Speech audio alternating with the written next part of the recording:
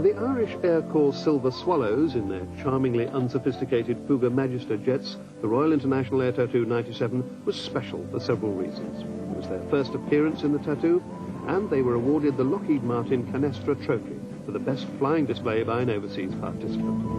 It was the icing on the cake for the team in their Air Corps' 25th anniversary year. When we sit down to choreograph our show, we always look at it from the point of view of the crowd perspective.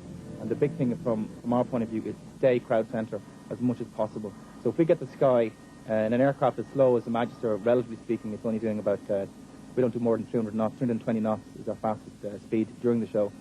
And we can sustain a 6G load, so we can actually stay more or less turn almost inside the runway the whole time. So even though it's about a 12-minute flying display, it's 12 minutes of flying. We don't go away and reform like a lot of the big teams and the faster teams have to do. They need that airspace. So it's a good show for the aircraft, for the kind of the lack of power that we have. It's right at the airplane won't do more. Those limitations of old age make the job of the pilots that much harder. We can get a feel for just how hard they have to work when we join the Swallows' leader, Captain Graham Martin, in the cockpit of his Fouga Magister.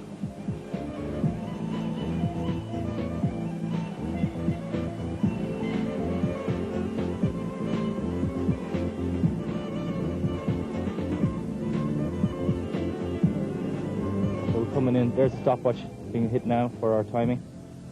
So we get an accurate time, and bang, overhead. Timing along, approximately 15 seconds we go away from the crowd, depending on the wind, before we pull up into about a 4G, pulling straight up into a starboard wing over. So round about now, there's the pull up, there's a G piling on. Look over my right shoulder there to pick up the axis. I'm rolling starboard, all the way around. We get the top here, we're doing about 140 knots, we climb to about 2,700 feet, look back, got to find the reference, and then depending where the reference is, we've got to pull the maneuver tighter. Today we have to pull a bit tighter, about 3.5 G, and we're descending now looking for our first maneuver. So we go from here to wings level, and I pick up the reference, looking for 300 knots for the first loop, onto reference, a few seconds, and there we go, pulling straight back on the stick, looking to get 4G on the clock, constant G all the way around. We have a slight on-crowd wind today, so we have a slight wing low away from the crowd in order to maintain our displacement. Over the top, looking back, finding the horizon again, looking forward, straight down again now. Again, we're looking for 280 knots this time, 500 feet. Same amount of G piling on all the way back to 4G, and we're on max G round about now. You see the crowd just there behind me. Got to look back, find the horizon again. Once I have the horizon, I have my reference point. Ease off. About 3,000 feet we gain here. Speed back to 140 knots. And we come over the top, descending. Bottom out again at 500 feet.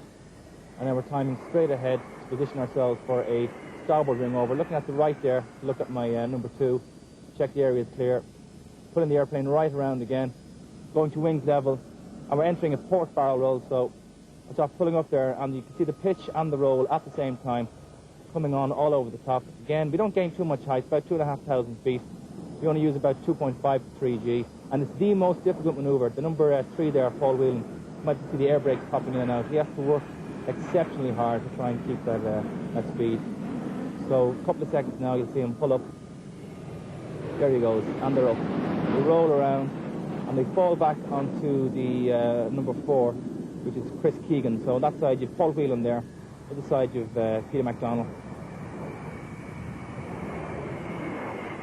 Over the top, we're going to roll left now, again, the half roll away from the crowd. And what I'm doing now is I'm looking out to my right to pick up Paul Whelan, and the idea is for me to follow him in very tight. I'm just actually tightening the harness there. You can see me pulling down on my harness. I'm going to go to minus 3.5 G, which means they're going to get pushed out of the airplane in a moment.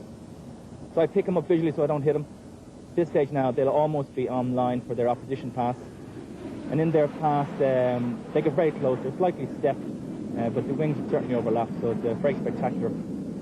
I'm running on line here now. In a moment, I'm going to go inverted. There you go, up, check, roll. And you can see there, just over the top of the canopy, Lieutenant Christian Keegan, the number 4, and he's coming right in. He's getting so close that you just can't see him now, because he's right behind my head. And it's a mirror pass, so I'm pushing there all the time. You see the straps hanging upside down. 20 seconds is our max. You can see him moving back slightly there, just over behind my head, and push minus 3.5 G all the way around. Back on to positive G, up to 6 there, so it's quite a lot of G to go from this negative to positive like that. What we'll do now is we'll just go straight into a loop right overhead the reference 0, but at 45 degrees to the crowd. Bingo.